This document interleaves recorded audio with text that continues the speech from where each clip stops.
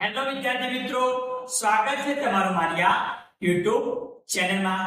વિદ્યાર્થી મિત્રો, આજે આપણે ધોરણ 8 વિષય ગણિત, જેમાં આપણે પ્રકરણ 8 બેઝિક પદાવલિઓ અને નિત્યસમ, જેમાં આપણે સ્વાધ્યાય 8.2 જોવાના છીએ. વિદ્યાર્થી મિત્રો, જો વિદ્યાર્થી મિત્રો તમે મારી ચેનલ પર નવા હો તો સૌપ્રથમ ચેનલ સબસ્ક્રાઇબ કરી બેલ આઇકોનને ઓન કરી દો. અને વિદ્યાર્થી મિત્રો, વિડિયો ક્વોલિટી ડાઉન લાગે તો ઉપર સેટિંગમાં જઈને ક્વોલિટી વધારી દો, જેથી વિદ્યાર્થી મિત્રો તમને ભણવાની મજા આવે. તો વિદ્યાર્થી મિત્રો, શરૂ કરજો આપણે આગળ. તો વિદ્યાર્થી મિત્રો, જોઈશું આપણે સ્વાધ્યાય 8.1, જેમાં વિદ્યાર્થી મિત્રો આપણને આપેલો છે દાખલા નંબર 1. નીચે આપેલી એક પદીઓની જોડનો ગુણાકાર શોધો. વિદ્યાર્થી મિત્રો, આપણને આગળ એક પદીની જોડ આપેલી છે. આ જોડનો આપણે ગુણાકાર કરવાનો છે. શું કરવાનું વિદ્યાર્થી મિત્રો? એક પદી જે જોડ આપી છે એ જોડનો આપણે ગુણાકાર કરવાનો છે. સૌથી પહેલા 4 અને 7p નો ગુણાકાર કરવાનો. 4 ગુણ્યા 7p. તો શું કરીશું વિદ્યાર્થી મિત્રો? સંખ્યાનો ગુણાકાર 4 ગુણ્યા 7 ગુણ્યા p. ઓકે, આ રીતે ગુણાકાર કરવાનો. પહેલા સંખ્યાનો ગુણાકાર, ત્યારબાદ જે ચલ આપ્યા હોય એનો ગુણાકાર. 7 ચોક 28 ગુણ્યા p. તો વિદ્યાર્થી મિત્રો, આને આપણે આ રીતે લખી શકીએ 28p. તો પહેલામાં આ રીતે જવાબ આવશે. ત્યારબાદ બીજા નંબરનો -4p, અને બીજું એક પદી આપ્યું છે 7p. આ બંનેનો ગુણાકાર કરવાનો. તો લખીશું -4p ગુણ્યા 7p. માઈનસ એટલે ઋણ જે સંખ્યા આપી હોય હંમેશા કૌંસ બ્રેકેટમાં લખવાની વિદ્યાર્થી મિત્રો. ત્યારબાદ આપણે શું કરીશું? સંખ્યાનો ગુણાકાર, -4 અને 7 નો ગુણાકાર. અહીંયા આગળ p અને અહીંયા આગળ p, તો શું થશે? p ગુણ્યા p થશે.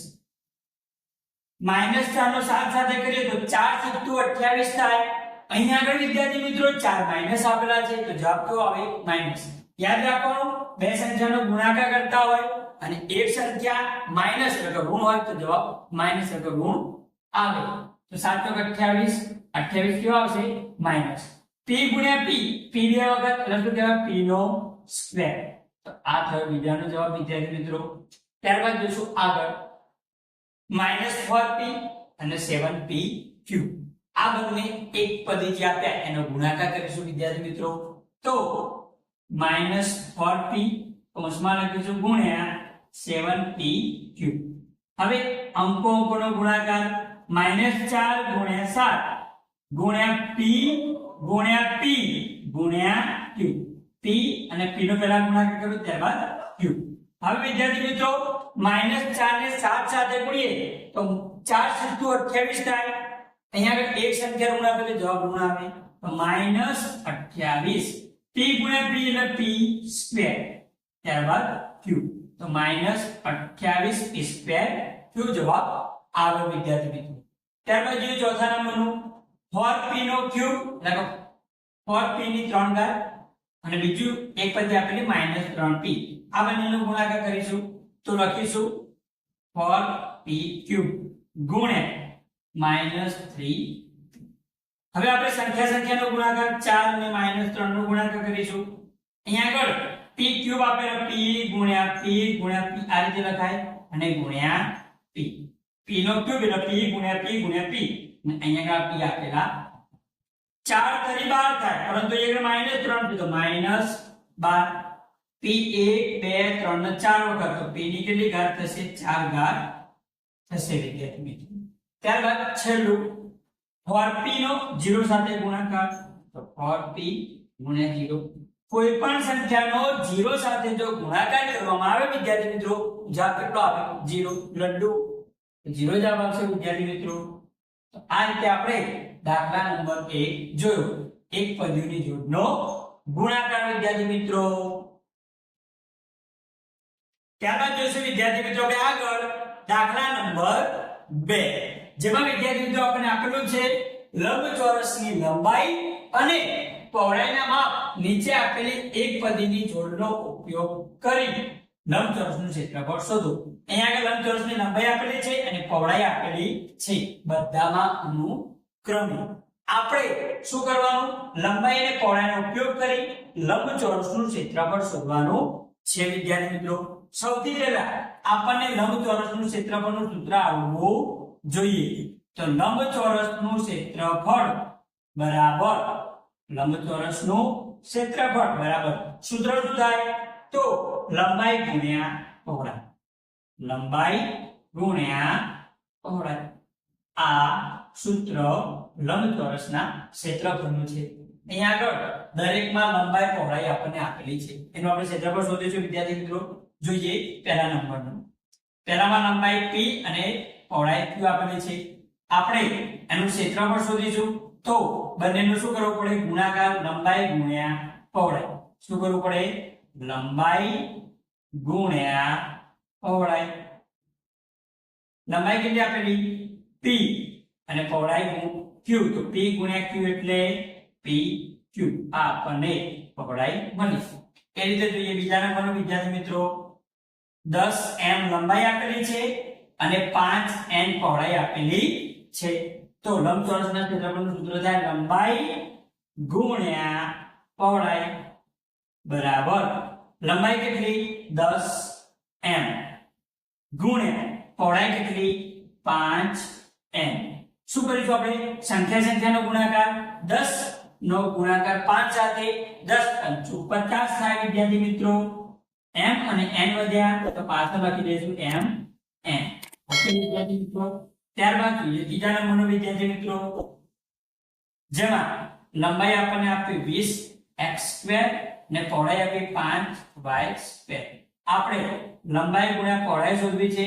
તો લંબાઈ ગુણ્યા પહોળાઈ લખીશું વિદ્યાર્થી મિત્રો. લંબાઈ કેટલી? 20x². તો 20x² ગુણ્યા પહોળાઈ તો 5y². 5x. હવે 20 નો આપણે 5 સાથે ગુણાકાર કરીશું. 20 પંચા કેટલા છે વિદ્યાર્થી મિત્રો? 100.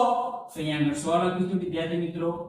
x² અને y² આપેલું તો પાછળ x² y² લખી દઈશું વિદ્યાર્થી મિત્રો. તો 100 x² y² આપણો જવાબ આવ્યો. ત્યારબાદ ચોથા નંબરનો વિદ્યાર્થી મિત્રો શું આપેલો છે? 4x. 3x નો વર્ગ. લંબાઈ 4x, પહોળાઈ 3x છે. તો લખીશું લંબાઈ ગુણ્યા પહોળાઈ. લંબાઈ ગુણ્યા પહોળાઈ. લંબાઈ કેટલી આપી આપણને? 4x. અહીંયા આગળ 4x લખીશું. ગુણ પહોળાઈ કેટલી આપી? 3x નો વર્ગ. તો 3x². હવે શું કરીશું વિદ્યાર્થી મિત્રો? 4 તરીકે કેટલા થાય? 12. અહીંયા આગળ 12 લખીશું. x અને x નો વર્ગ આપેલો છે. તો શું થશે? x નો ઘન થશે. અહીંયા x ની 1 ઘાત અને અહીંયા x ની 2 ઘાત. તો x ની 1 ઘાત ને x ની 2 ઘાત એટલે કેટલી થાય? x ની કુલ 3 ઘાત થશે વિદ્યાર્થી મિત્રો. શું થશે? 3 ઘાત. ત્યારબાદ જોઈશું વિદ્યાર્થી મિત્રો છેલ્લા નંબરનું પાંચમું. 3mn ને 4np બરાબર શું લખીશું? લંબાઈ ગુણ્યા પહોળાઈ. લંબાઈ ગુણ્યા લંબાઈ કેટલી વિદ્યાર્થી મિત્રો? 3mn. અહીંયા લખીશું 3mn ગુણ્યા પહોળાઈ 4np. તો વિદ્યાર્થી મિત્રો આપણે 3 ચોક કેટલા થાય? 12. કેટલા થશે? 12 થશે. m કેટલી વખત આપ્યા? અહીંયા આગળ એક જ વખત તો m લખીશું. n આમાં પણ છે આમાં પણ. n ગુણ્યા n એટલે શું થાય? n નો વર્ગ. તો n² અને p એક જ વખત તો p. આ રીતે આપણને જવાબ મળ્યો. તો વિદ્યાર્થી મિત્રો અહીંયા આગળ આપણે દાખલા નંબર 2 જોયો. આપણે દરેકનું લંબચોરસનું ક્ષેત્રફળ શોધી વિદ્યાર્થી મિત્રો. જો વિદ્યાર્થી મિત્રો તમને વિડિયો ગમ્યો હોય તો વિડિયો લાઈક કરો, આપણે તમારા મિત્રોને શેર કરો અને મારી આ ચેનલને સબસ્ક્રાઇબ કરો. વિદ્યાર્થી મિત્રો આપણે જય ટ્યુશન ક્લાસીસ નામની એક એપ્લિકેશન બનાવી છે, જેની લિંક અહીં આગળ વિડિયોના ડિસ્ક્રિપ્શનમાં નાખેલી છે અને તમે પ્લે સ્ટોર ઉપર જઈને જય ટ્યુશન ક્લાસીસ સર્ચ કરશો તો તમને આ રીતે એપ્લિકેશન જોવા મળશે. આ એપ્લિકેશન ડાઉનલોડ કરો વિદ્યાર્થી મિત્રો, જેમાં તમને ધોરણ 8 નો ગણિતનો કોર્સ આપેલો છે, જેમાં તમને કેટલું ફ્રી મટીરીયલ પણ આપેલું છે, જેમાં તમે ટેસ્ટ પણ આપી શકશો વિદ્યાર્થી મિત્રો. તમે એપ્લિકેશનમાં જઈ અંદર જોશો તો ફ્રી મટીરીયલ એવું લખેલું છે, અથવા તો ફ્રી ટેસ્ટ કેવી રીતે આપવો એ લખેલું છે. એના પર ટચ કરશો એટલે તમને જણાવવામાં આવશે કે ફ્રી ટેસ્ટ તમે કેવી રીતે આપી શકો છો. આ રીતે વિદ્યાર્થી મિત્રો તમે ટેસ્ટ આપીને તમારા માર્ક્સ સારા એવા મેળવી શકો છો. તો મારી આ જય ટ્યુશન ક્લાસીસ નામની એપ્લિકેશન જરૂરથી ડાઉનલોડ કરજો વિદ્યાર્થી મિત્રો.